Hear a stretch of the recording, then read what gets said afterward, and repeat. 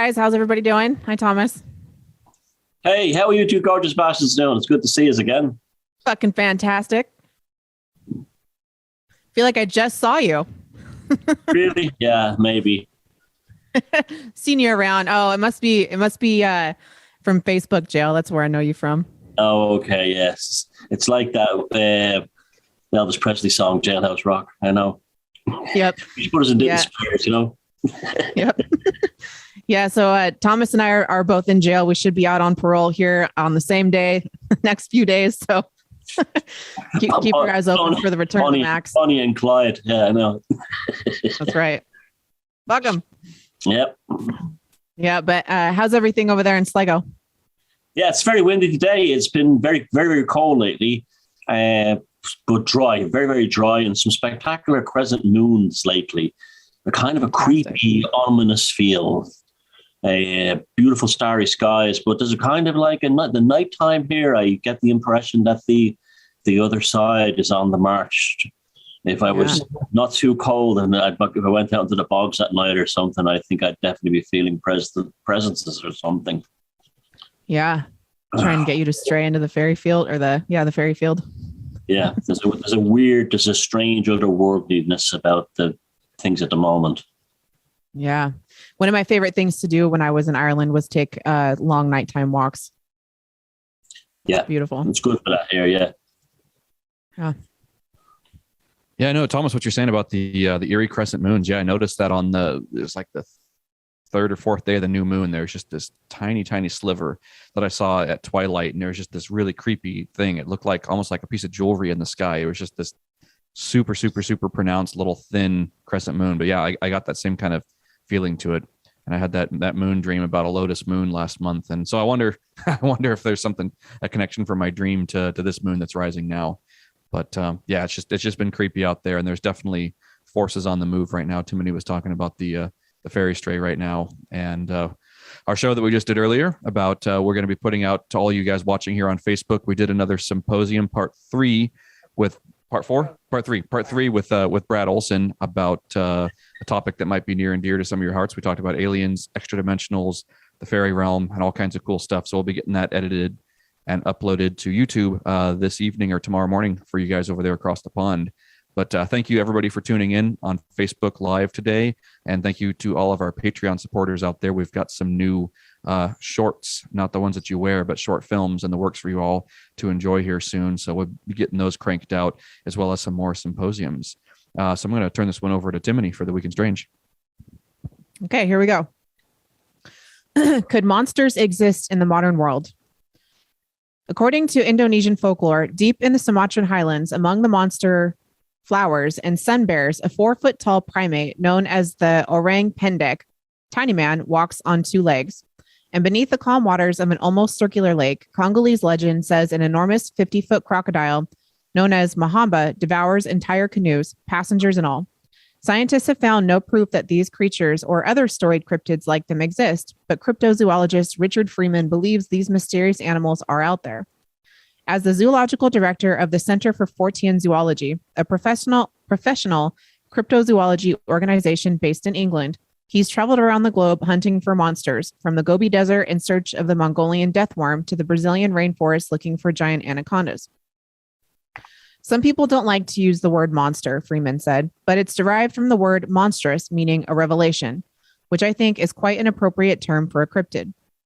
Atlas Obscura talked with Freeman, who just published a new book, In Search of Real Monsters, about how cryptid stories develop, the Victorian obsession with the unknown, and why he believes the great days of zoology are not over. How have stories about cryptids developed from sightings of unusual but scientifically recognized animals? A lot of animals we know about today were once thought of as nothing more than legend. For example, the mountain gorilla was this hairy monster from folklore that occasionally would descend from the mountains and tear a branch from a tree and beat an elephant. Of course, we know that they don't do this. This is the mythology that is built around them because they look big and scary. And actually, they're not. They're quite placid animals. But sometimes these stories turn out to have a grain of truth to them. There's a large tree frog in South America called the giant leaf frog. Indigenous people in South America would say that this frog had magical properties and that its secretions would turn you invisible and stop you from being hungry and thirsty. When biochemists looked at its secretions, they found that it negated feelings of thirst and hunger. In Victorian times, there was a lot of exploration and discovery. You would go out, explore places, look for new species. Unfortunately, they'd shoot them all in Victorian times. When indigenous stories were told of creatures unknown to the West, scientists listened. A hairy giant from the jungles of Africa turned out to be the gorilla. Stories from Congo of a beast that was a hybrid of a giraffe and a zebra turned out to be a short-necked relation to the giraffe called the okapi. In the early 20th century, we see the trend continue with the Komodo dragon and the giant panda both being found. But now I think people are frightened. They're scared of anything that is remotely controversial because they're scared of what their peers might think of them. Because there's no paradigm shift, if you look at ghosts, you have to postulate life after death or psychic power. But cryptozoology is just a branch of zoology. It's about animals that are unknown to science, and it's not all big, scary monsters. Cryptozoology is just as interested, for example, in the rediscovery of the ivory-billed woodpecker, which is a large species of woodpecker in Cuba and the southern states that's supposed to have died out just after World War II. And there's a precedent for these things. The night parrot in Australia was thought to be extinct for decades, and it was just recently rediscovered. They thought leopards were extinct in Zanzibar, but they've been recently rediscovered. So if leopards can live on a tiny, overcrowded island like Zanzibar without being seen, then surely the Tasmanian wolf can live on Tasmania, which is larger and less populous. These things are turning up all the time, animals that were thought to be extinct or new animals. The world is not fully explored. You have this false notion that because of satellite photography, the world is explored and mapped, which it simply isn't because you can't see through a forest canopy. There are large swaths of Central Africa, Asia, Australia, South America that are uncharted. The great days of zoology are not done. Things are being discovered all the time. What is the closest you believe you came to spotting a cryptid? That was in Russia in 2008. We were staking out an abandoned farmhouse that was 2 miles from a little village in the Caucasus Mountains. We were looking for the Russian wild man, or the almasty. The Soviet Union took this so seriously that they had what they called a snowman commission that included people like Pyotr Smolin, who was the head of zoology at the Darwin Museum in Moscow. We were there with the Russian and Ukrainian scientists. We set up camera traps. We put out meat and fruits, and then we waited. At about 2:30 in the morning, we went inside to warm ourselves up. The door was slightly ajar, and there was moonlight and starlight slipping through. Then from outside, we hear this big guttural vocalization, and we hear something walking on the veranda, and whatever it is, it was big. It passed by the door, and it blocked out the starlight and the moonlight. So whatever it was, it had to be at least 7 feet tall. So in the morning, we checked all the camera traps, but all we got were shots of the vegetation. That's that. Yeah. I mean, that's a very well-written article, actually. That was quite well written, I thought, for usually those things are quite rubbishy. But that one was pretty good. Again, this distinction is not being made between what is a yet to be discovered animal and some kind of supernatural force. Right. That's the problem I have with cryptozoology. It's like, how can you put the Loch Ness Monster in with, or Bigfoot in with, say, a new species of tiger that shows up in Australia or whatever, and so on. And they are very fascinating things. And it's totally true that the age of zoology is not over. And that's good how they mentioned that so much of the earth is not explored. But the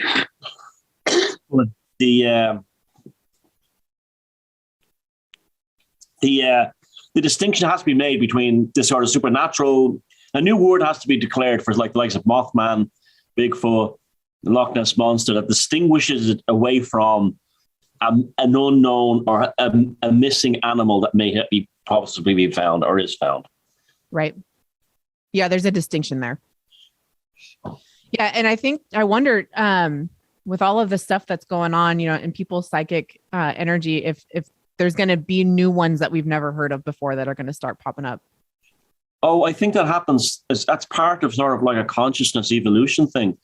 There's a cryptozoology article that runs regularly in 14 times. They find sometimes huge animals that are in very populated parts of Brazil, like a wild goat, or that's quite big, and there's a breeding pairs of thousands of them. and yet no one had actually seen them until like they showed up. It's almost like these animals existed in a different reality and ended up in this, were somehow pulled into this one. It's really strange. And they don't like find one or two breeding pairs. They find like sustainable populations of these animals that no one had seen before. Yeah, and it's like that thing we talk about frequently with the Sasquatch and with Mothman and all these other entities that people would consider Fortean or supernatural. But it's this idea that with the scientism types, they have to look for some sort of physical explanation for everything. So the people who are doing laboratory work on this and scientific work, they're going around trying to find physical proof of something for something that's not what we would consider a physical phenomena, that we might not necessarily have the tools to measure this or the units to measure it in. Like, even though it is a scientific phenomenon, these interdimensional beings, there isn't a mainstream scientific paradigm to measure this, to be able to go out there and catalog, measure, and quantify all these other dimensional beings. Not to say that we won't ever create something like that. Not to say that the instrumentation for that doesn't exist or can't be created, even if it doesn't exist now.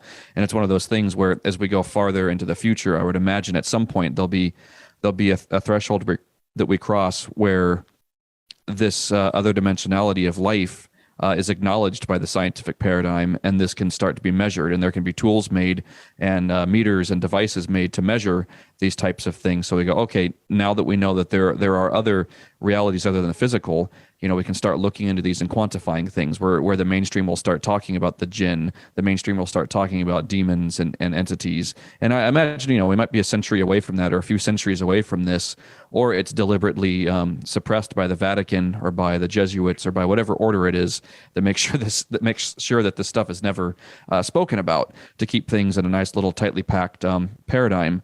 But I would imagine, it's just like we were talking about in the symposium earlier, there are more and more people who talk about this in sort of a mainstream way, even if it goes into the kind of Ancient Aliens, overly scientific and pragmatic point of view about it. All this stuff is coming into the popular paradigm within social media, and there's shows like us out there talking about this stuff, as and all the people here watching and listening in on YouTube and Facebook.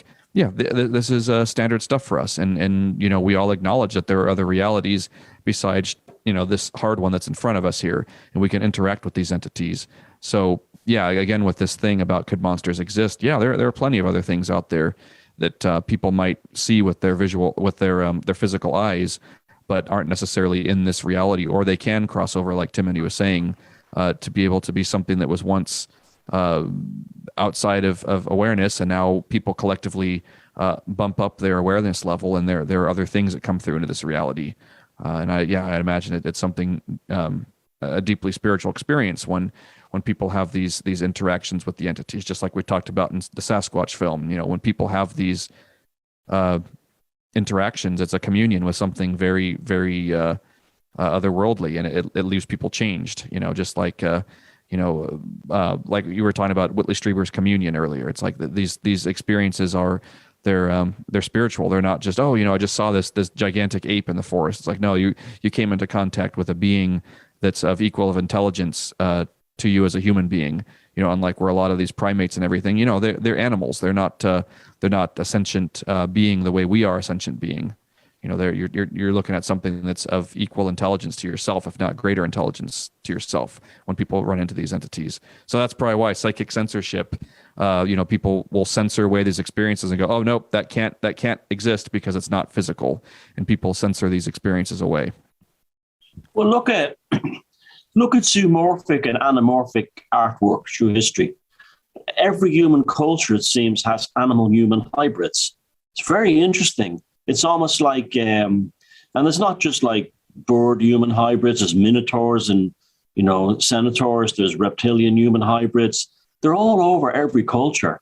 And I often wonder if that's, there's this kind of zoological spirituality. They say, oh, okay, they're images of them taking on the physical or the sort of like the archetypal attributes of these creatures. So therefore, if they're described as a reptilian, they're nasty, whatever. They're powerful. If they're a lion, they're strong. A lot of this kind of stuff. I often wonder if the ancient ancestors, zoomorphic, anamorphic, human animal hybrids, was some kind of connection that they had with animals that we don't have now. Like literally, like they could actually communicate with them or something like that. It wasn't just symbolism. It actually represented facets of like interconnectivity between humans and a certain animal. I often wonder about that, because it seems to me that zoomorphic thing is so common. It's so common. There has to be a deeper thing to it than just average symbolism. Like, and they say, okay, well, they have like the kind of like the David Icke thing where they say the reptilians represent that they're actually reptilians from another species of kind of alien. But I've never bought that. I'll tell you why, because there's bull humans and bird humans and there's all kinds of symbolisms. I think that is more a psychological thing, or maybe even a religious thing, than it is actually symbolism. And I wonder if, say, we wanted to manifest an animal into creation, say something that, like, like a swimming giraffe. If we started to consciously apply the concept of a human swimming giraffe hybrid, would these things actually start appearing in reality? Yeah. It's just kind of like Loch Ness Monster and Crowley with the Abermelin operation that got left half open. But yeah, if enough people create that egregore together of thinking about something, or even a certain thought form, like a something like almost of a tulpa, where if there's to lose human consciousness to the concept of the actual design. Yeah. Yeah. So I often wonder about that. Like, and then it would explain a kind of thing that, okay, in a lot of religions, a lot of creation myths, man is created before the animals. That's what's really unusual about Abrahamism, is that the animals come first, I think, the beast and the earth, and then Jehovah God created man. In a lot of most other cultures, the humans are first, and then all the animals are created from that. Did the ancestors bring them into manifestation? I just had an interesting thought as you're saying that, Thomas, as kind of an aside right there, when you talk about the Jehovah God creating man. I wonder if that's how the NPC class was created, if the demon Jehovah came about and created the automatons that are here as kind of a secondary species of humans. If there were us walking around before, there was a small, I mean, a couple million, maybe 1 billion. Let's just use arbitrary number. There's a billion of us, and then along came the Tetragrammaton entity and made these artificial, or what we would consider to be artificial, like golems. The flesh golems.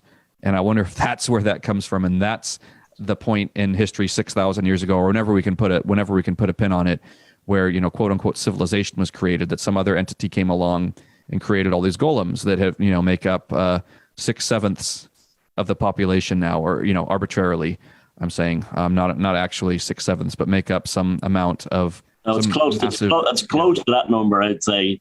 Yeah. So is that what created the NPC? Did the super demon come along and create a group of flesh golems? And is it really that simple? Or did ancient people create biological robots and they never controlled their breeding and they escaped into the wild? The way fur farms, the animals sometimes escape. Like in Ireland, we have mink, and the North American species living in the wild here because they were once farmed and they escaped. Yeah. And it's like the chimera viruses, the chimeras as I call them, that these biotech people are making, like that if once those bacteria and stuff make their way out of those laboratories, they just go into the wild. So yeah, it's something that people have been fucking around with for eons, it sounds like, with the manufacturing of golems and chimeras. And once those go out and mix, they're out there and mixed in. So when you said the thing about Abrahamism, and that in Abrahamism the animals were here first, I'm like, oh, I wonder if that just means there's an entire paradigm civilization here that was going along just fine, and this got used as a laboratory and was seeded with all these NPCs, the non-playing characters. Yeah, somebody says 95 out of 100 are NPCs in the comments. Yeah, it's something like that. There's a good majority. It seems to be like that at the moment. Definitely. Yeah, it seems to be pretty huge. And is that why in ancient times, I'll just call it ancient times, doesn't matter how long ago it was, but humankind was able to create artwork like the artwork that's over your right shoulder, Thomas, that graphic there that you've got of the standing stone. Yeah, that guy, and was able to have a tighter connection with the universe around us and nature, because there were more of us, whatever you want to call us, other kinds of humans that reincarnate, that, are a soul in a body. I will just call us that. Some of them are just vessels walking around, and there's some of us who are a human being inside of a body. A human being driving the body around. That is a playing character. So if the majority say, there's a billion people that were souls inhabiting a body, they were probably capable of creating tremendous feats of architecture, philosophy, all the arts, and maybe at that point, that's when something else came along and created all of these flesh golems. So it's just interesting. Yeah. To bring your attention to this statue, do you notice something about the top of its head? I mean, yeah, it looks like Aiwass kind of. The top of it's above the top of its head. There's light coming out of it. Oh yeah, it's cropped a little bit, but yeah, I see that. Yeah. Yeah. You got it in the negative. Yeah, a few weeks ago we went to visit this, and my friend Tracy pointed out that, can you see, Thomas, light coming from the top of that, or shimmering like the day, like an airport runway on a hot day? And absolutely, we could. That thing was emitting energy from the top of it. And I'm wondering now if these things are becoming active for some reason, because that was never photographed before. That is like there's an energy force coming out of the top of this thing. And we didn't even need that infrared photograph to find it. We saw it with our own eyes, in terms of it being like a kind of a fluctuation of the background behind it, as if some kind of like heat was coming out of it or something. It was a very cold day, so it wasn't heat.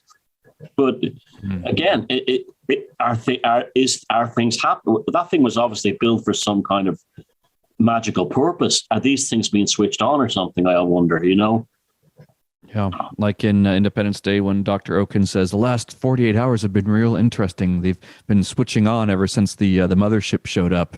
Kind of like that. Not necessarily that there's a mothership here, but that something has arrived here. I think, I've been talking to a number of people about this, that it's like something else has arrived sometime around Rona time frame. If not, I almost pin it back to like 2016. It seems like the reality shifted and something else arrived, not physical, something else. So completely agree. Something has actually, ever since 2001 anyway, 9/11. But why do you think there's all this massive interest in aliens and all this stuff, and how the world has been nuts for the last 2 years, and mainstream society is completely bonkers, and it's even getting more bonkers. And there's a presence on this planet that's been introduced and not been here before. I just don't know the nature of it. Well, it's interesting. Yeah. Okay. Cursed grinding mill haunts Zimbabwe man.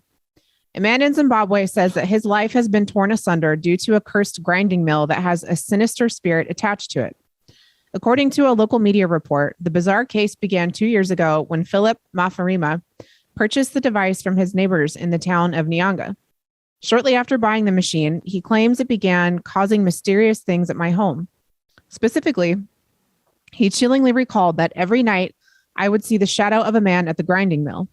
This entity, Mafamara laments, seems to be guarding the device and would occasionally chase him around the house until ultimately it caused an incident wherein the residence burned to the ground. Amazingly, Mafamara actually made all of these assertions in court, as he recently found himself in trouble with the law when he was busted performing a ritual outside of his neighbor's home in an attempt to eradicate the spirit. Speaking to a judge about the matter, the beleaguered man detailed his 2-year-long ordeal and pointed the finger squarely at the family who sold him the grinding mill in the first place. Mafamara testified that he had tried on multiple occasions to simply give the cursed object back to them, but they refused to accept it. This, in turn, led to the man to enlist spiritual helpers to help him solve the problem of the possessed grinding mill.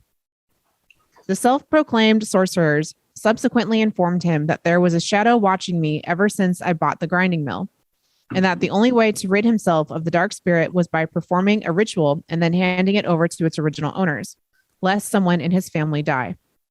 As evidenced by his legal woes, the proverbial paranormal prescription proved to be problematic, and when his neighbors rebuffed his last attempt to return the damned device, the fed-up man simply dumped it in some bushes in the hopes of finally being rid of its ghostly guard. It would seem that the fantastic story held some sway with the judge, as, taking the entire tale into account, he ordered the original owners of the grinding mill to reimburse the man 3 cattle which he had originally traded for the machine 2 years ago. That said, Mathmara did not wind up coming out ahead via the verdict, as the court also fined him 6 beasts for performing the ritual on his neighbor's property, what ultimately became of the machine at the center of the case is uncertain, though one hopes that it was not simply stumbled upon by some unsuspecting individual who thought they had found a free grinding mill and didn't realize that it actually came with an evil spirit. What a fantastic story. I bet that thing belonged to some witch doctor, and he was using it for grinding magical herbs, and there's a being attached to it, bonded to it. I bet that's what's going on there. Yeah. Yeah. There's so many stories, and there's so many stories of things like that, objects that people bought that they would call cursed, but along the line, somebody was using them for magical purposes. Yeah. And just like the whole thing of gin being attached to brass vessels, is that right? Is it brass or bronze? Yeah, no, bronze, but also diamonds. They live inside diamonds. Interesting. I didn't know that one. Oh, you didn't know that? That's where the bridezillas come from. That's where the bridezillas come from. I did a VON about 6 or 7 years ago all about it. And they go bonkers. They're completely normal women. As soon as the engagement ring gets on their finger, they turn into absolute monsters. And the Islamic world, the theory is that there's a jinn inside the diamond. Wow. Okay. Yeah. So entity attachment, and it's almost like they attach to things of perceived value, whether that perceived value in our culture has come. Well, okay, maybe the perceived value comes more to do with these items that have, like a diamond being, not just valuable because it's an incredible cutting tool, but there's been significance attached to diamonds, and is that significance of a diamond derivative of the fact that sometimes they have a jinn in them or a genie, and is that why there's a value to it, or what came first, the chicken or the egg with this? Were diamonds valuable beforehand and an entity attached to it, or were diamonds valuable now because at one point people attached, or maybe people didn't do it, but jinn attached themselves to it, and that's why diamonds became a sought after commodity, because they would sometimes have entities in them. So that's real interesting. But I was just thinking about this too. Yeah, go ahead. No, I was saying diamonds are worthless piece of glass. They're very common. They appear everywhere. They're worth nothing. They're not even rare. The De Beers family from, I think, Belgium, who went down to South Africa to invent the diamond trade, were actually all like Jewish Kabbalists. Okay. It's a very deep story. And if you go to, I think it's Antwerp in Belgium, it's Antwerp, I think, you have a lot of these people involved in a diamond trade in Africa, and they're all hardcore Kabbalists. Wow. Tina might know about that. Yeah. I was gonna say, Tina, if you're watching right now, it'd be cool if you could chime in if you have any bits of information about this that you've experienced, or the people that any stories. But or Tina, when you watch this on YouTube, you can drop something down in the comments about it if you have any stories. But okay, that's real fascinating. And then with this, I want to say that that grinding mill, if it was made out of bronze or some sort of material that could have either been recycled, that at one point had a jinn or some sort of entity attached to it, or just like you were saying, Thomas, if this was used by a witch doctor of some sort, that would be my guess. That would be my guess. He died or something, and the entity was never released. He was using it as a helper. Right. Yeah, that's fascinating. Yeah. And people bringing back trinkets and stuff from North Africa, over to the US all the time, and some of these things having entities attached to them. That's why I just wonder why go ahead. Did I tell you about there's a video on here about Lachine House. It's not up the far from here. And that was by a guy who brought all Egyptian artifacts back to the house about 100 years ago. And the house, he was an Egyptologist, and he was an amateur collector. So he built a kind of a miniature amateur museum in the upper floor of this very nice, stately home. The house started to explode almost instantaneously. And within a year, they'd all ran out. The servants wouldn't work there ever again. It had unleashed all kinds, and it's still haunted, extremely haunted to this day. In fact, the last time I was in it, they've actually boarded it all up now. Rocks, bricks on the upper floors are flying down at me from the top of the walls. And the thing is so, the building is so, it's one of Ireland's most haunted buildings. And it's because he brought back Egyptian mummies from and had them on display in the house. Wow. Okay. Yeah. Yeah. That's something you don't do. Yeah. Yeah. If you look down the videos of BR313, you'll see Lachine House. Yeah. Yeah. Someone put that in the comments a minute ago about that one. Yeah. But and I just wonder, what other devices, can entities attach to? I often wonder if, nowadays, some computers and servers and these D-Wave machines, if Jinn can attach to them or whatever entity can attach to them. We talk about the digital Jinn, or you talk about the digital Jinn quite frequently, Thomas. And I've got loads of stories like that. There was the Special Olympics was held in Ireland, and they asked families to have put up people from different countries. And there was some guy was a Buddhist, and he was put up in it's not far from here, a house up the road. And he wouldn't. The daughter was away in college, but she still had all her teddy bears on the bed. And she said, just move the teddy bears out of the way. And he says, can you take them out of the room and lock them away? And she goes, why? She says, teddy bears will carry demons inside them and dolls. That was one I heard. And another one, there was another one. I forget it, but there was another one. But yeah, that's. Oh yes, I remember.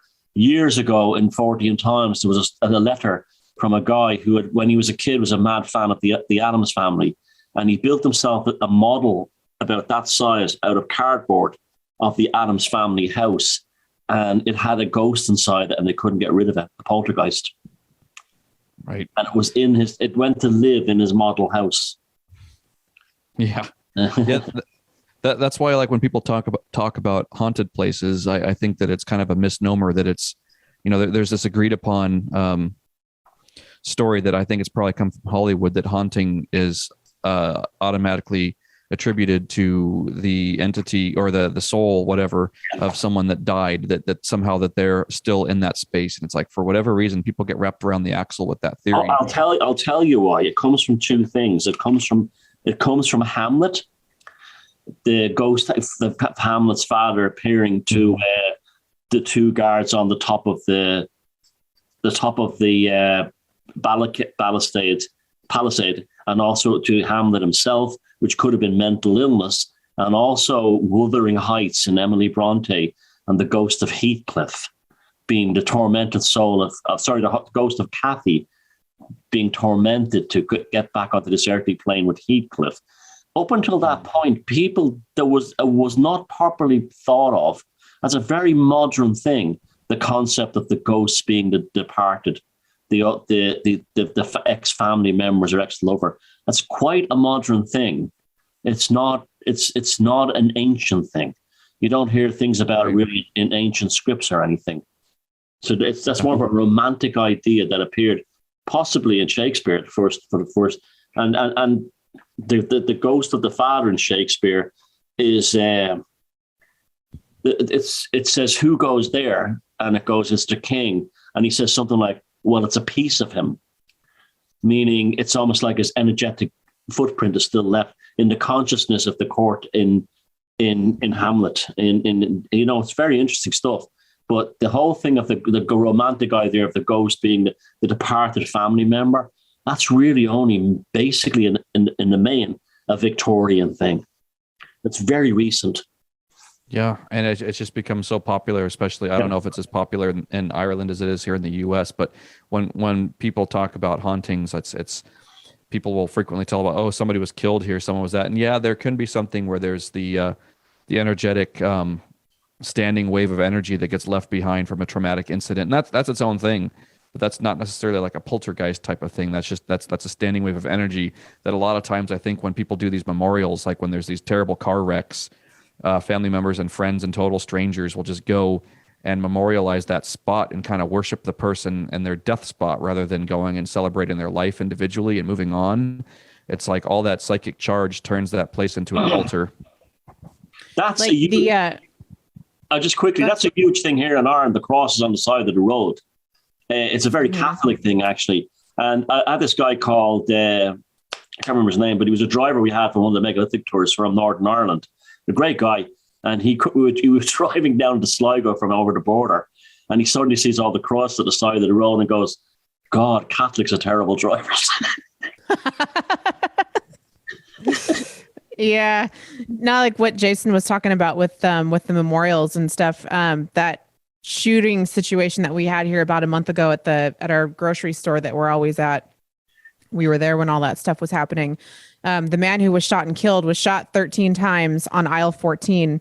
And when you walk into the store now, they've removed aisle 14. So it just goes directly from 13 to 15. And you can feel there's like this really bad vacuum.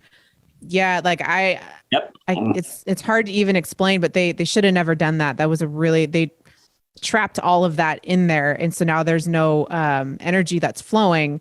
And I wouldn't even want to even walk down that aisle for one, but I certainly wouldn't buy any food from that aisle, and probably even the aisles on either side of it. It's just this dark, stagnant feeling of like, it's just like a sinking feeling. And now it's going to be there for forever because they didn't erase what happened. They just put it into a vacuum. Speaking of objects, I now remember what I was going to say. There was a very famous case of a terrible airline crash in the United States in the 1970s, where the cockpit crew all became distracted by a broken light bulb in one of the instrument panels, and they were all searching around the cabin for a replacement light bulb. And while it was happening, they were not paying attention to the altimeter, and they were rapidly declining thousands of feet really fast, but they weren't paying attention. And the last word on the black box was, is there something wrong with the altimeter? And the plane crashed and hundreds of people were killed because of this mistake by the crew.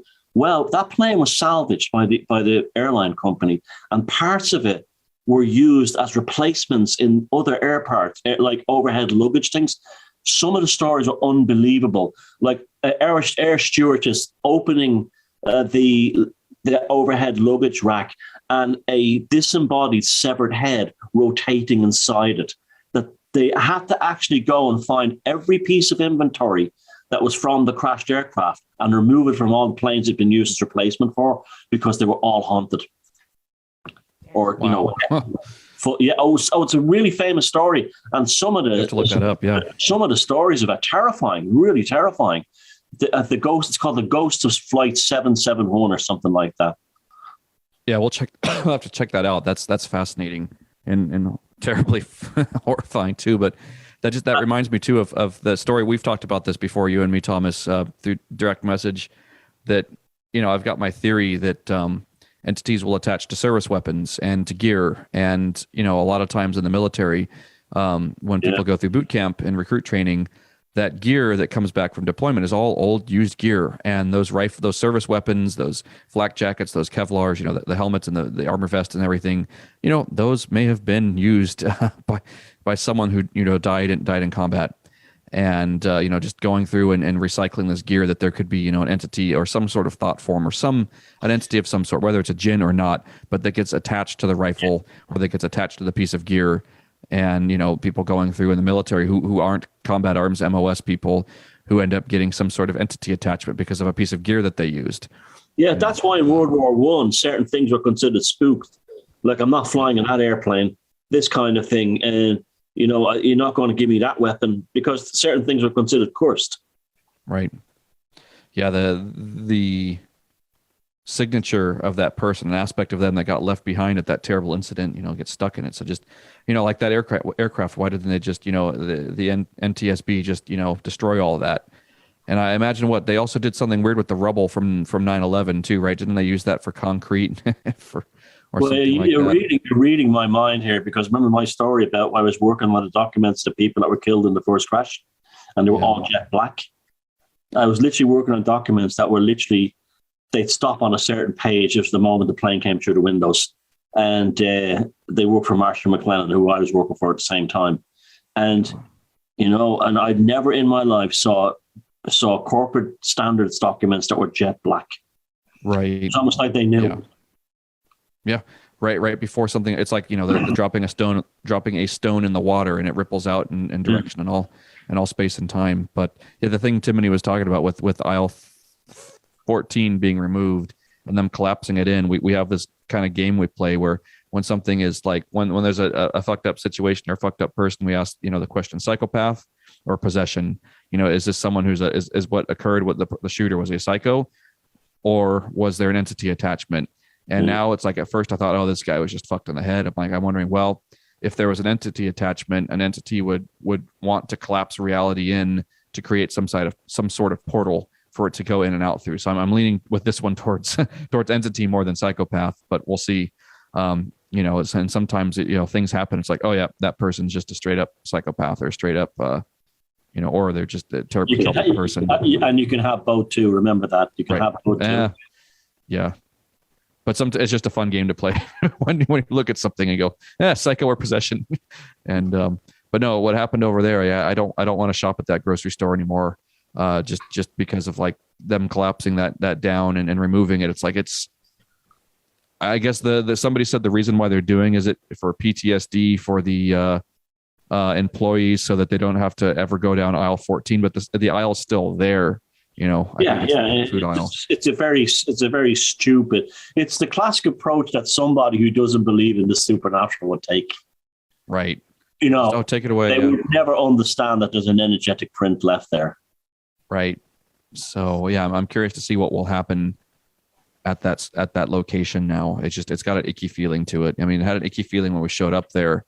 There's just this. Timothy described it before, and on one of our other shows, but it was terrible. So that's why I'm leaning towards this person might have had an entity attachment. And yeah, here, like we talked about in the symposium earlier, here in the Tri-Cities, it's a very magical place. It's a very magical place to be living right now with the energies from the three rivers combining. As Brad Olson talked about before, there's the Kennewick man here, which was a white man, a Caucasian man that's dated something like his bones were 12,000 years old. And it's like, there's an ancient energy here, and it's real cool to be living here in the Tri-Cities right now. So it's like, yeah, if there is some sort of flow of energy here, that Fred Meyer is there right on the Yakima River. Yeah, right there on the banks of the Yakima River. And we're right here on the banks of the Columbia River. And it's just the energetic flows that come through this city are incredible. So it just makes me wonder about what kind of entity stuff is here, because there's so much fucking death in the Tri-Cities right now. There's just a terrible motorcycle wreck about an hour ago. There was a fatal car wreck right across the street here, like a block away. And that one I was just saying about a memorialized spot, there's another fatal car wreck last week that split a car in half. And there's all these, people have put all the candles and flowers and stuff around it, memorializing the spot where the vehicle ran into the pole and got split in half. And then there's the shooting. So it's like there's all this death. That's real. So that's real psychic weather stuff going on there. Yeah. Yeah. You guys are. Wow. Yep. And if anybody else out there watching the show right now, if you're local here in Washington or in the Tri-Cities, I would be curious to see what you think of this space too. Do you have any other psychic phenomena that occur while you come here to the Tri-Cities, while you visit, or if you live here? I'm curious if anybody else has any stories, if you have any stories about Hanford, or if you have any stories about, we were talking to someone recently about lights in the sky that they saw. So, people out there on YouTube watching right now, out there on Facebook watching live right now, drop it in the chat, or if you're watching this on Facebook, leave it in a comment or reach out to us about it. I'd be curious to see, what you think about magical Tri-Cities. Yeah, it's wild. Okay. Amateur archaeologists may have found an ancient city off the coast of St. Bernard. St. Bernard Parish, Louisiana. An amateur archaeologist says he's discovered the ruins of an ancient civilization off the coast of St. Bernard Parish. He claims there are a large underwater granite mounds near the Shandalo Mountains, or islands, that may have once been the site of the lost city. The islands are a chain of uninhabited barrier islands located in the Gulf of Mexico, 50 miles east of New Orleans. 12,000 years ago, before a dramatic sea level rise at the end of the last ice age, this area may have been dry land. Retired architect George Gillet believes the site, now underwater, was once a major city, predating the Maya, Inca, and Aztec civilizations in Mexico and in Central and South America. He dubbed the city Crescentis. What's down there are hundreds of buildings that are covered with sand and silt and that are geographically related to the Great Pyramid at Giza. Giza is a city in northern Egypt where ancient pyramids and the Sphinx are located. Galay claims to have found mysterious granite masses under the Chandelo Sound. Granite is not native to Louisiana or Mississippi. Somebody floated 1 billion stones down the Mississippi River and assembled them outside what would later become New Orleans. Galay has spent nearly 50 years studying the site.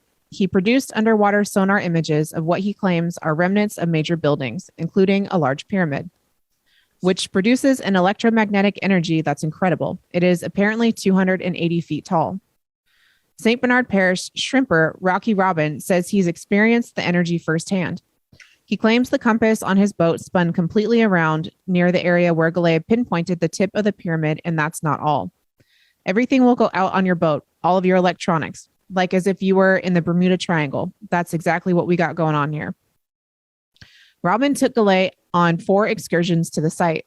He said for years, local fishermen have talked about catching strange square rocks in their nets near the Chandelo Islands. I thought right away it was pieces of the pyramid because it was right around where that compass spun. There are other theories about the rocks as well. One study by Texas A&M in the late 1980s suggests the masses are from shipwrecks or piles of ballast stones from Spanish or French vessels. The stones may have been dumped overboard to lighten the weight of ships stuck on sandbars or entering shallower waters en route to New Orleans. Galay said some of the artifacts collected at the site tell a different story. This is architecture, he said, pointing to one of the artifacts. This is not ballast. This is the outer surface, and this is a rain gutter. People who believe in the granite mounds claim there is enough evidence that something is out there in the water, but they can't explain how it got built, by who, or why. The older people, we've seen a lot of things, Robin said. There's a possibility it could be God knows what. All I know is somebody built a city 12,000 years ago, and it is stuck out in Chandelo. Whether or not they had someone on their shoulder who flew in with a UFO, I don't know. All I know is they left a whole lot of granite rocks out there. Galay has visited the site 44 times. He hopes future divers, modern sonar technology, and satellite imaging will help him unlock some of the secrets now trapped below 300 feet of silt, sand, and water off the coast of St. Bernard Parish. Sorry, I'm gonna jump out of order here and go first, just because this whole topic fascinates me so much. These barrier islands that go around especially in particular the Gulf Coast of the United States. I went and visited these kind of barrier reef when I was stationed in South Carolina back in around 2014 or 15, maybe years in the summertime. And I went to go see the closest one I could get to that was not on a nature preserve that you can't get into, was down kind of in Tampa Bay around Clearwater. And just the energy that exists in this kind of barrier island thing is just absolutely incredible. I've told you all before about there's this kind of Atlantean vibe that I get on the East Coast. And when I was there, my ex-wife and I, when we went to go visit, holy shit, there was just this incredible energy. Talking about we kind of described it as like a standing wave of energy there. There's these very evenly spaced out like dots that just exist in this kind of area between the barrier reef and the mainland, where there's these little small islands that it's all man-made or intelligently made somehow. And over there on the other side of the coast by Texas, in Louisiana and Mississippi, there's another one of this over kind of by Corpus Christi that I looked at on the map. But I really, really enjoy going on Google Earth and all the other maps and just looking at these barrier islands, because they go around the coast of the Gulf Coast. They go up a little bit on the east coast of the U.S., but they disappear somewhere in South Carolina, around Hilton Head. And then you can go find them up also too in the top of Canada near Alaska. So it's like only around on this continent do you find those. And I think I want to say I've seen them maybe around the Mediterranean too. But this barrier island thing just to me seems like remnants of the either the Atlantean civilization or whatever you want to call it, this previous worldwide culture that like that guy was holding in the picture. That's this very beautiful piece of granite building work. That it's just like I said, this gets my goat. It's an incredible thing that I'm fascinated with, and it just goes along with that idea that, yeah, there once was a high civilization that existed before our current one. There's a remote viewing study that somebody did of one of these barrier reefs, and that what the person saw, they didn't know what the target was, but when this woman did the remote viewing study, she saw people going around in some sort of watercraft, some sort of really beautiful ornate boats within these kind of canal areas, and that there was some sort of something from the sky, whether it was meteors falling or comets or some sort of weaponry being used, but suddenly, you know, the people that inhabited these barrier islands were very, very quickly destroyed, and, you know, the sea level rose a little bit, and, you know, whether there was a natural cataclysm like something, you know, a pole reversal or something like that, or if there was a war that broke out or something like that, but these people all got wiped out very quickly. And, you know, like they were saying, you know, all this got really destroyed and terribly, terribly blown up. But yeah, I had to jump in line just because this is a topic that really fascinates me. Well, no, I didn't realize there was an order to how we do this, but that's just probably me being too excited. This is a fantastic story. This is just outstanding. I can't wait to see how this develops. Is this where New Orleans really gets its magical reputation from? You know, a place very much associated with the supernatural and the occult.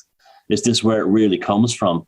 I was looking at that same, just when you were reading it out, Timothy, I Googled on Google Earth and looked at where that same St. Bernard and St. Bernard, so you say parish, is, and it's really way out to sea. It's like the end of the Mississippi and out into the Gulf.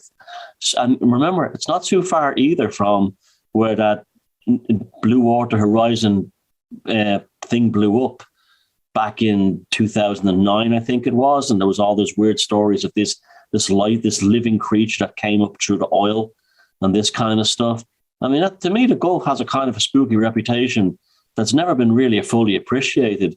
Another thing too is, like, in the Call of Cthulhu, the Cthulhu cult were in that area, worshipping what? An entity under the sea.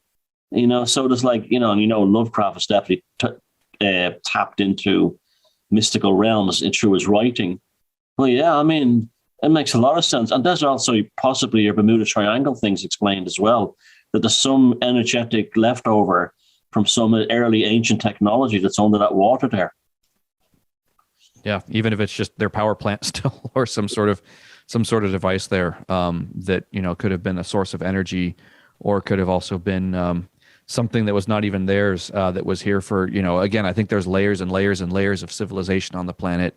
And, you know, there are things here that were around aeons ago that that just people just don't know. People have come in and re-inhabited them, like the pyramid, or people have gone in and taken them over again and used them as their own. But I think, like, the pyramids, for instance, have been here, you know, a lot longer than we think they are.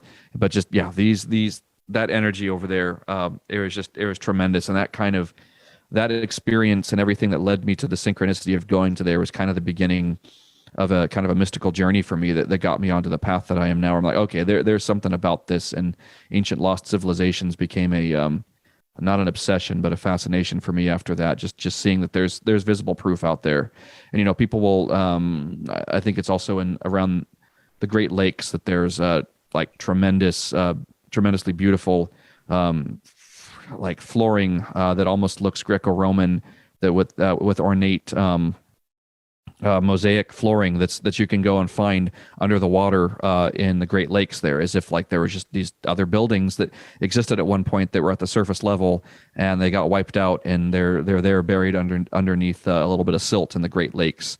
So it just makes me wonder, like, yeah, there probably was a people that existed. I don't know how long ago, 12,000 years ago. I'm gonna guesstimate before the. Yeah. Okay. So it says in that 12,000 years. Yeah. In the article that Timothy was reading, but. Yeah, I wonder about that and what happened. You know, sometimes it just makes me wonder if this pole reversal thing, that's a cycle that happens every so often, you know, does just everything get reset, you know, and that's just a natural thing. And, you know, you look at this comet or something. Yeah. Yeah. Or there's just, also, you're back in the day, about 20 years ago, Graham Hancock did a fantastic show and also became a book called Underworld, where he went and visited these cities all over the world. They were in India, Japan, off the coast of Alexandria in Egypt. And there's a whole story of the human race that's under the sea. Outside the Atlantis Lemurian thing, outside all that, there's an absolute story of a submerged human experience that's real and does exist under the oceans. And it just goes to show you that what kind of cataclysm would have done that. It would have been pretty amazing, Like we always spoke about, like possibly Malta and Easter Island. They're small now, but they're probably a mountain on top of a mountain of a much larger island or something. In Tolkien's Middle Earth, when the Second Age ended, the Earth went from being flat to a sphere. He understood the cataclysmic giganticness of the Earth movements. I don't think we fully understand. I think we're very ignorant of that. We don't that, like, when you think about, the Sahara Desert was once underwater, and maybe not that long ago. It's full of seashells. These things, and the story. The story basically is that when Atlantis went down, the tectonic plates pushed the Sahara up. So what was into the sea? Now that asks another amazing question. How old is the Sphinx and all these fellas if they were under the sea at one point? That's what I mean. Yeah, they're they're from like 4 or 5 times ago. Yeah. Yeah, they were from like another time when they were above, went down, and came back up again. And then came back up. Yeah, right. Yeah, and that's why I think there's the psyop in the alternative media that some of this information came out and it got clumped together with all the flat Earth and giant trees shit. The people will call the Tartarian thing, where it's like there's this idea and it all gets mixed together and diluted so that people don't look in this direction. But it's like, some of those researchers though, they'll come up with little bits of like the melted buildings and stuff. I think we talked about last week, where some of those Tartaria researchers will find something. It's like, oh, okay. But then it gets mixed in with the flat Earth crowd and the giant trees, and there's no, whatever, that whole thing. So there's a psyop that the stuff gets diluted when people are onto it because for whatever reason. But I we were talking about was it Saudi Arabia last week with those giant structures that are just out there that looks like they got blown up and just ended up landing there as rubble. And then we posted in the Beyond Room 313 group those melted stairs, where it's just like there's just evidence everywhere. You even go over into the Far East and see melted buildings where it's like, there had to be a tremendous amount of heat to do those things. And it could have been something, like a zap, like I've talked about before, where something either discharges from the moon to the Earth or from Mars to the Earth, where if there's some kind of magnetic, geomagnetic thing that occurs where there's a zap, and it could, like a circuit board getting burnt out. So yeah, maybe it's time to go back and start looking again at Velikovsky's catastrophism, because there are lots of myth, and one of his theories was based on the mythologies, was that there was a time when there was an awful lot less water on the Earth, and water came from space. And his theory was that when Venus was knocked out of its orbit, its oceans were dumped onto Earth as it passed. And this is where the deluge came from, and all these stories of ancient gigantic floods. And there was an awful lot less water on the planet than there was before. Now, I gave you a story, Jared, during the week, and you posted to the group that they found trillions upon trillions of gallons of fresh water in outer space. So this, when I was a kid, we were told water only exists on Earth. And now we're finding out that there's water floating in gigantic interstellar oceans and lakes moving around the universe. So it's so Velikovsky's catastrophism. Maybe it's time to start looking back at that for answers for what happened. Yeah, and then that goes along too with the octopi. Octopuses coming from someplace else. If the water showed up here, they're just life in the water. And same thing with any kind of Cthulhu mythos that they're something from elsewhere ended up here. Yeah. So I love this stuff. That's why when she was reading them, I'm like, okay, I got to jump in and say the first thing about this, because it's one of my favorite things. If you know me really well, I love this shit, and I want to find more evidence. Like I said here, that it wouldn't surprise me if we dug down a little bit into the soil along the Columbia River here and found bits of buildings You know, I know like the Tartarian people with the mud flood thing, they talk about a lot of that. It's like they might have been onto something with, you know, the whole thing about buildings and all that. Okay, that might be a whole lot of bullshit with the underground thing. But I think there are places that did get covered up with silts that might have been left over from some sort of event occurring, and then they have dug out certain structures, but they dilute that with a bunch of bullshit to throw people off. And it gets all terribly messed up, and you know, you throw 10% truth with 90% bullshit, and you just get bullshit. So yeah, unfortunately. Good stuff. But yeah, great story. I can't wait to see how that develops in the years to come. No. All right. Okay, I think we're ready for the psychic weather.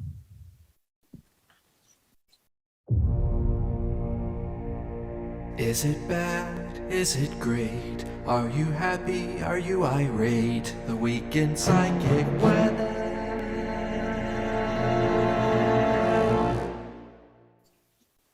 Very short, very quick psychic weather this week, mainly because if I go into explaining why, we might get points or something deducted. But the basic thing is that there's a golemization is on the rise. Large numbers of human beings are stopped being humans and turned into golems. And like Joseph Golem in the Golem story, they become frustrated and crazy and they're attacking everything. This week in psychic weather this week is don't become a golem. Don't hang around with golems. Don't do golem shit. And that's it. Is it bad? Is it great? Are you happy? Are you irate? The weekend psychic weather.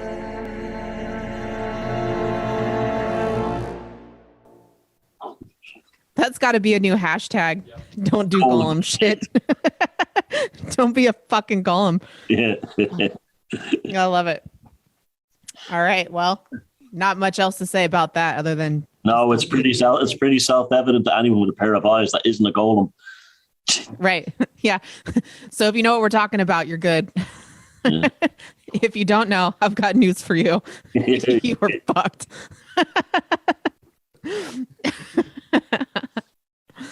All right. That was awesome. Thank you for that. Okay. Woman discovers zombie shark inside abandoned aquarium. A YouTuber exploring an abandoned aquarium has filmed the moment she made an eerie discovery inside a broken tank. French woman Juliette, who goes by Juju on YouTube and TikTok, was with friends inside the aquarium in Spain when they found the mummified remains of a shark. Urbex is a shortened term for urban exploration. Oh my God, Juliette said after her friends show her the rotting corpse. Speaking French, she notes that the shark is completely moldy while her friends take a closer look at the shark's head. There are 2 rows of teeth, the friend said. Finally, we had found this magnificent shark, which without him, the exploration would not have been so spectacular, Juliette says in a voiceover. The shark, its thick skin wrinkled and decayed, sits with its mouth open, displaying rows of sharp teeth, while its eyes are completely clouded over. Juliette said through their exploration, it was clear the center had been vandalized. Other footage shows the dried remains of a squid or octopus specimen that had been kept inside of a jar.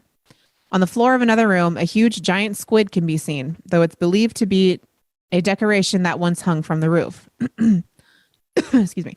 A clip of the discovery uploaded to TikTok with the caption, "The Horror," has been viewed almost 5 million times. Oh, that is so scary, one viewer commented. Several people said the eerie scenes resembled an abandoned aquarium in the popular video game The Last of Us. Another abandoned shark at a wildlife park in Victoria made headlines in 2019 when an urban explorer entered the now dilapidated grounds of the Wildlife Wonderland Park in Bass. Spooky photos show a monster 4-meter great white nicknamed Rosie floating in a green tank. The shark died in a fishing net in 1998 and was kept in the tank until the park was shut down in 2012 by the Department of Sustainability and Environment. Yeah, that's it. Yeah. The horror of that picture, to me, is symbolic of the evil of trapping these animals inside these places. Yeah. These places are fucking crazy. Taking animals from the ocean and sticking them in glass tanks so NPCs can go, oh, look at that thing, you know. It's ridiculous. It's terrible.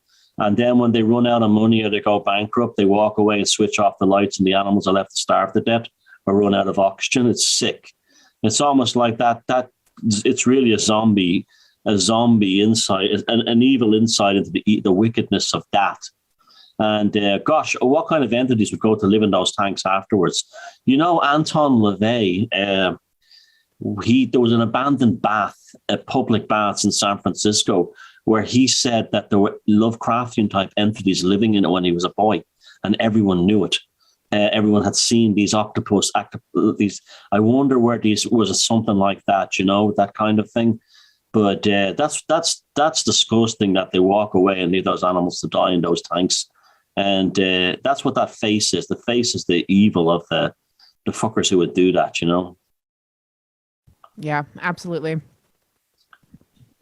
Did you ever go to these SeaWorld places? Sorry, did you ever go to these SeaWorld places? I was at a few of them when I lived in America, I think. And they're horrible. They're all the same. They all have these like really weird women who go, "Hi, and this is Stacy, and she's a 7-year-old Atlantic dolphin. Come on, baby, come and get the fish." And this kind of shit and stuff like that, you know? And it's like there's something really creepy about the whole thing. They're all the same. They all look like each other. And it's like, let these animals into the fucking sea, will you? And just stop this bullshit. And that's that photograph that you just showed Tim, and he says to me. It's almost like a kind of a different type of psychic weather thing. Yeah, I like that the archetype of the that same type of usually woman in her 30s or 40s that you're talking about that works at the zoo in the aquarium. I know. It's just like I knew one of them. Like, yeah, one of my friends' identical. wives. They're all identical. Yeah. I had to block her on Facebook recently too. They have really bad skin. I've always got really bad skin and frizzy hair. Yeah, but I also liked what you talked about, the Anton LaVey thing with San Francisco and that haunted bathhouse you were talking about. Just taking us back to that previous story with the previous civilization thing. I want to say that there are certain cities over here, at least in the United States, I don't know about elsewhere, but that I've gone to here in the U.S., where there are buildings and structures left over from the previous civilization. I do wonder about that, with San Francisco being one of these kind of ancient cities that have stuff left over from the ancient or from the previous civilization, especially the underground there in San Francisco. I want to say that there are some structures there that are terribly old. But yeah, there's new stuff built on top of it. You mean like when San Francisco was San Francisco, there was already buildings there from previous age, and they just built a new city around it. That's a very interesting idea. Yeah, and I mean, I know that there are people that say like the World's Fair thing came along and they made these gigantic plaster of Paris structures and everything. But you go and look at some of these things, and no, they're solid granite, they're solid stone, and they're engineered. The sophistication within the engineering, it looks like, you can't even do some of those cuts with lasers now. And same thing if you go into Seattle, there's, the stuff that when the city's burnt down, there's all those great fires that occurred here in the U.S. sometime usually between like 1880 and like the 1910s. So there's the one there in the San Francisco, and there's the one in Seattle. But if you go to, I want to say it's the World Trade Center building in Seattle, there's still like the archway that's left from the or it's some sort of bank or something. But anyway, there in Seattle, there's these two pillars, these two columns that are made out of like this jade, this beautiful green rock, and the machinery on them is just absolutely perfect. They look like that same kind of architecture that you find in Egypt with the faces, where it's like the perfect symmetry of it. It's smooth to the extent it's like, yeah, that's not done with a lathe. It's not done. It's just a level of sophistication of the minds of the people who engineered and constructed this. It was made by someone with a tremendous amount of skill and artistry. But yeah, I do wonder if some of these coastal cities along the United States were remnants from this thing where, like, just like what they were talking about in the article 2 stories ago, off of Louisiana, off Mississippi there in the Delta, that if there were these beautiful granite buildings, yeah, some of those buildings are still above ground and you can go find them. And, back when the west coast of the United States was California from Mexico, when it was, these were cities that were Spanish, how they got their names, San Francisco, and, all these Spanish names before they were ever the United States. Those buildings were there before too. And other buildings were put up around them sometime in the late 19th century, early 20th century. And, there's just, again, layers and layers of civilization. And just like we've talked about before, that, the hell gates of the world, with San Francisco being one of them. But that bathhouse, I think that's one of those leftovers from the previous era, and could be haunted with the entities and, gods and goddesses of those people still. But no, San Francisco is one of my favorite cities in the U.S. And just because of that reason, there's something ancient about it, especially in the underground. Yeah. The underground of San Francisco is just amazing. And then there's the underground of Seattle too, which you can go do tours of. And there's little bits of it that are opened up. But yeah, there's something cool about those areas, and the architecture of it that's just grand and just so pristine. The consciousness of the people that created that architecture is just, just up here. Even compared to Art Deco, or that era that came about in the 1930s and 1940s, it just blows that out of the water, and that's beautiful architecture itself too. But so yeah, I wonder. Yeah, you look at how old the cities are in the Middle East, like Damascus and Aleppo. They're absolutely spectacularly ancient, and they're still going. Why couldn't that been all around the world? And you get back to the United States, yeah, I think so. And you get back to the United States, Chicago was built on lots of mounds and barrows. And there's old early maps of Chicago, and all the mounds and barrows are all still listed before they were built over. So there was obviously a city that existed in that location before it was became what it is today.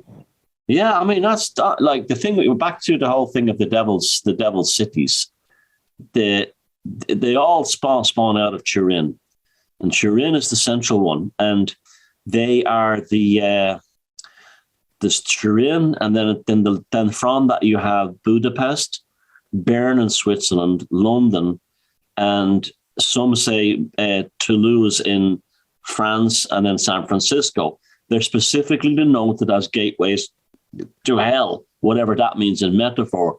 But there is near the piazza in Turin, where the gateway to hell is, I forget the name of it now. There's a street leading to it called the Piazza San Francisco. So the Freemasons who build these cities know this shit is going on and name the cities after the other ones. And there's also, I haven't looked at the maps, but I'm sure there's ones for London and there's one for Budapest as well. Now, how these devil cities came along is basically to do with the Romans. That makes you open up another thing. Did the Romans get to North America to get to San Francisco?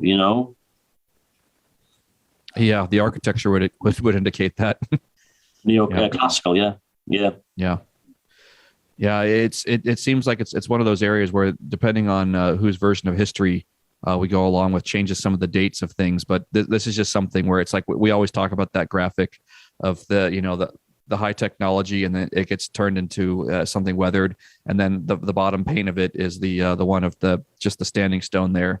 And it's just I like that graphic so much because it's so poignant. It's like that's what I think has gone on here, that there was, and it goes in cycles. The same thing will happen, and there'll be a Walmart like that. It's gonna, out in the middle of Arkansas or something. Cancel culture also applies to history. And I saw a meme recently: if the news is this much bullshit, imagine what history is. I mean, you've seen that video I made, that it's hard to even quantify that the Middle Ages even existed. There's literally 3 books that are in the Vatican that actually prove the Middle Ages existed. So it's like they could make up anything they want. They can make up, and the internet makes it easier for them to make up anything they want, because they can just invent new information overnight. Yeah, and it people go along. Well, the NPC class will just go along with the programming. There's just the programming goes out through the schooling system, and then it just keeps getting reinforced, and the updates get installed through the mainstream media, or even big parts of the mainstream alternative. And I watched that fantastic movie last night, Don't Look Up, with Leonardo DiCaprio. Yeah, that's an amazing movie, and it shows the capacity to brainwash people, that they had the Don't Look Up movement, where even though there's a big ass comet in the sky, they don't believe it exists because they don't look up. You can actually get these NPCs to do anything. Mm-hmm. Anything. Yeah. Right. But yeah, I just I really do like to think that San Francisco in particular, if anybody's local to San Francisco in the comments, I'd love to hear your thoughts about this as well. But it's one of those places where I'd like to take a trip here sometime soon, once things open up a little bit more, and be able to do a little bit of filming there to talk about, specifically what I see from this, because it's just like you're saying, Anton LaVey talked about that bathhouse there. And your man from the Temple of Seth is an Italian name. Getting tired now. You know who I'm talking about. He's also, I think between the two of them, they've written sort of that's something we should start researching. An unofficial occult history of San Francisco.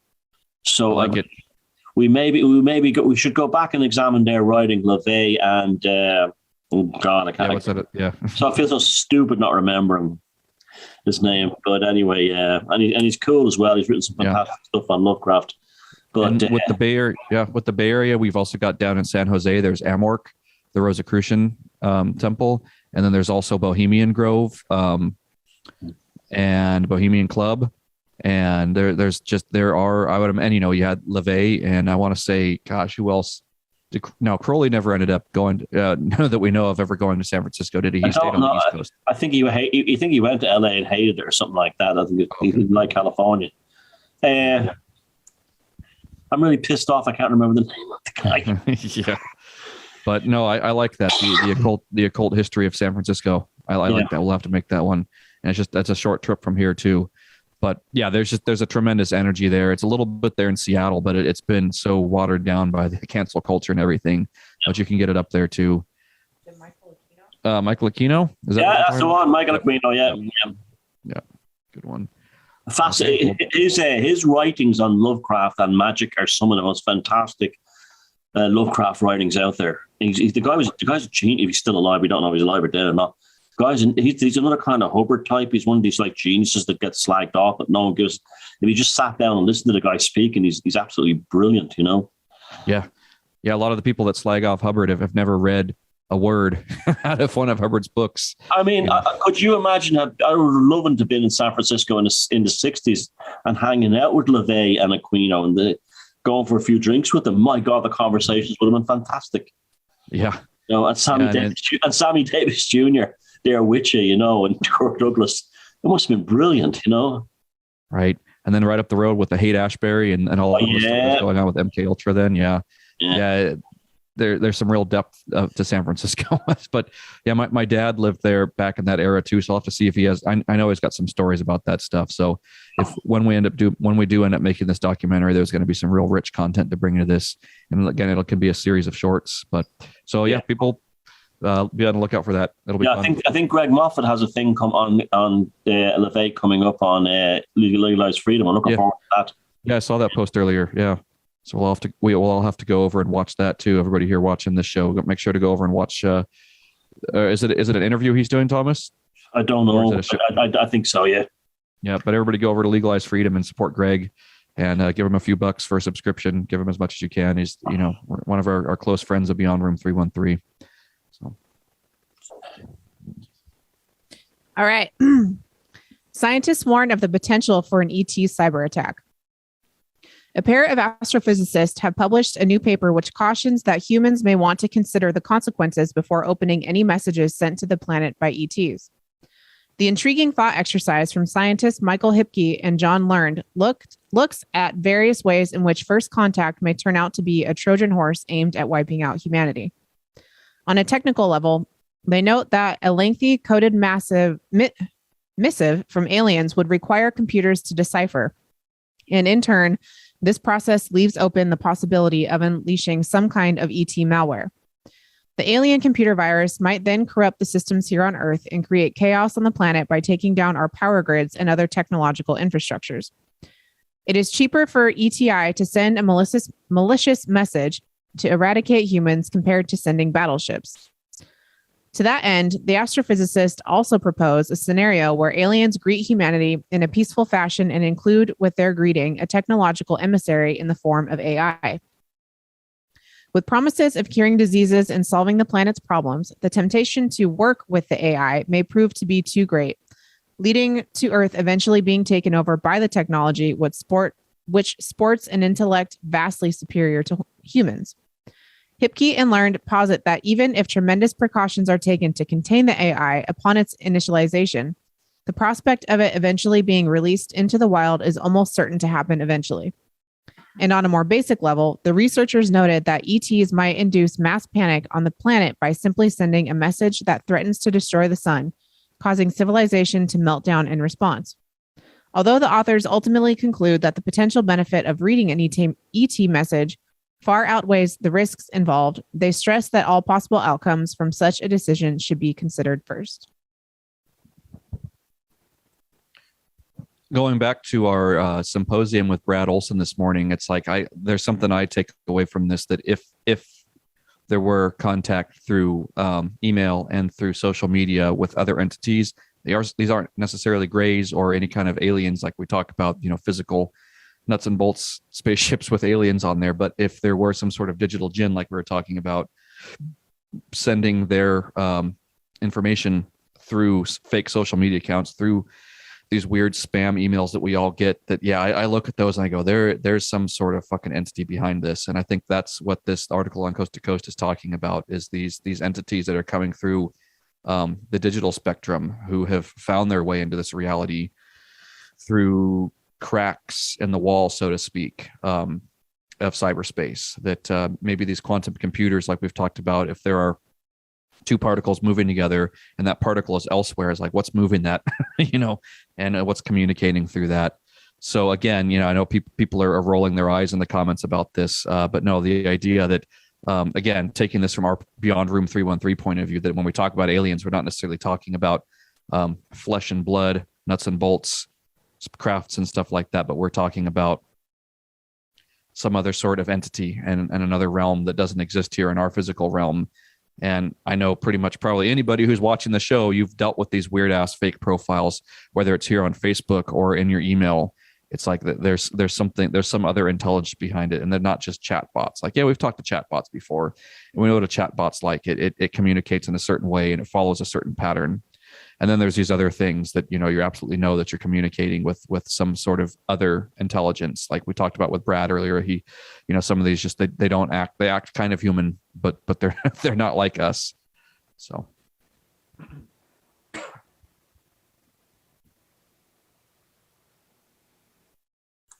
What makes people think that if the ET is in the actual pedestrian sense, like they are space dudes, what makes you think that they don't practice magic in the occult too? It's never. Obviously they would, and that article's taking the piss as far as I'm concerned. What if aliens interfered with human existence? What the hell do you think the last 2 years and what's going on with the golemization at the moment is all about? That's definitely not of human origin as far as I'm concerned. I look at the world around me now and I see a human race that is alien. And I've been an outsider all my life, but I've never seen anything like this. I don't recognize the human species at the moment. And have they been hexed by ET?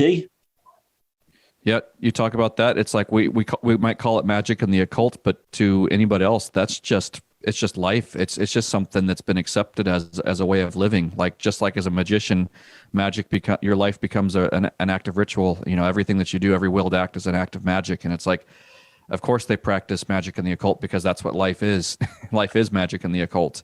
We view it as some, or maybe people might view it as something other, or as a practice, but to anything else that exists out in the universe, that's just the way things operate. People will use hypnotism as a weapon. People will use mesmerization as a weapon, and or entities will use those things as weapons. And to us, they might be kind of, or to laymen, they might be kind of fringe topics that us weirdos here talk about. But to us, it's a way of life. We start seeing auguries and synchronicities and everything, and that's just part of physics as we know this universe. But yeah, absolutely. These entities are using social engineering. They are using, if you want to call it, mind control. And yeah, what we've talked about, since about 2016, sometime around then when something else arrived here, it's taken over. And I said it earlier, like it's kind of terraformed humankind. It's kind of terraformed humankind to be a version of itself, to mock up its reality here. And now there's all these vessels, empty vessels, if you will, waiting to be filled with something. I made a video, put this up on YouTube last summer of 2021, about the idea that all of these flesh golems are just there like self-driving cars waiting for the driver to show up and get in and take over. And that's kind of what my theory is about this. Is it's just all the flesh golems have had their software updates given to them, and they're all in place, ready for the next batch of entities to come and walk in. So like you're saying, Thomas, watch out for the golems right now, because maybe the native host of that golem has arrived. And at that point, once we start seeing the NPC type activate and switch on and are no longer just in kind of standby mode, bumping into shit and being on standby mode and everything, once they activate, there's something else here. Just like any sort of invasion, there are always scouts and forward observers who show up, and then there's a couple teams come in under the cover of dark before any kind of full on military invasion occurs. It's never just the tip of the there's always the tip of the spear before the rest of it shows up. So it's like I would imagine we've seen these scouts and intelligence agents show up to kind of get things going here.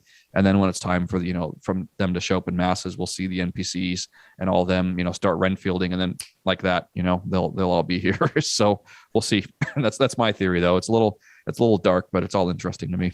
Well, all these, so it's like all these news stories about aliens of late. It's like the mainstream.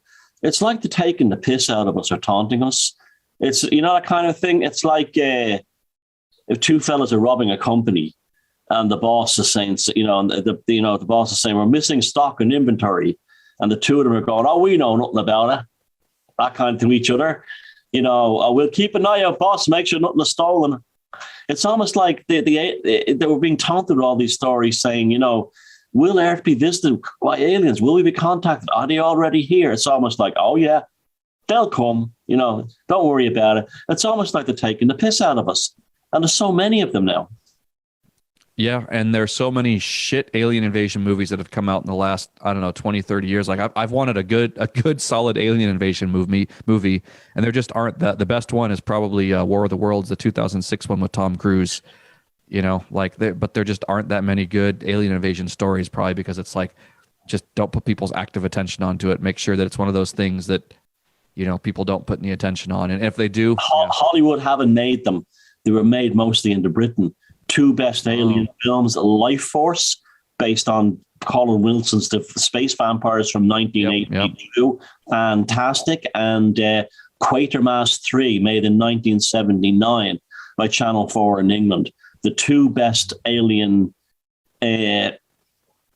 films of my lifetime. Yeah. And it's been a few years. It's been a long time. Hollywood has been very poor in that regard. There was a film, I think, called The Arrival back in the 80s with Martin Sheen in it that took place in Mexico or Guatemala. That was quite an interesting alien invasion film. And don't forget Signs with Mel Gibson, which was excellent. Oh, yeah.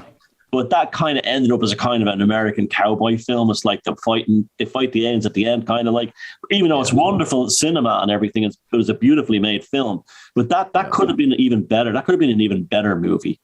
But what I like about the Life Force one from 82 in Britain and the Quatermass 3 is that they're not necessarily aliens invasion in the sense that you think they are.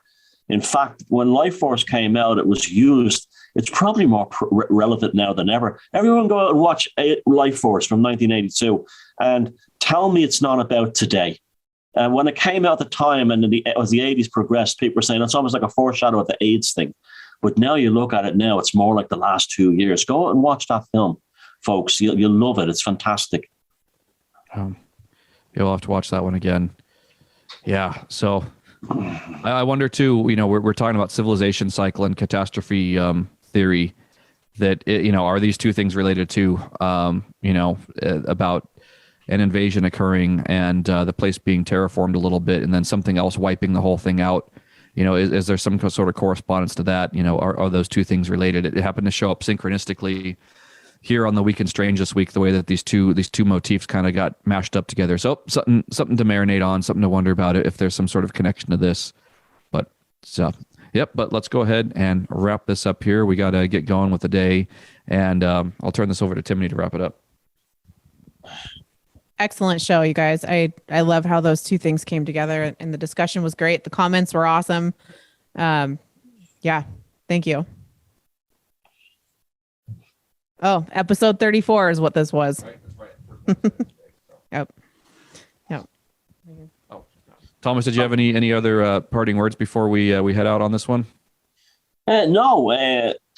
Yeah, thanks for everyone for tuning in. It's great. And I mean, if you could mention that Lachine House video from earlier on, go back through the Beyond Room 313 archives, and you'll be finding there's lots of gems in there you've missed.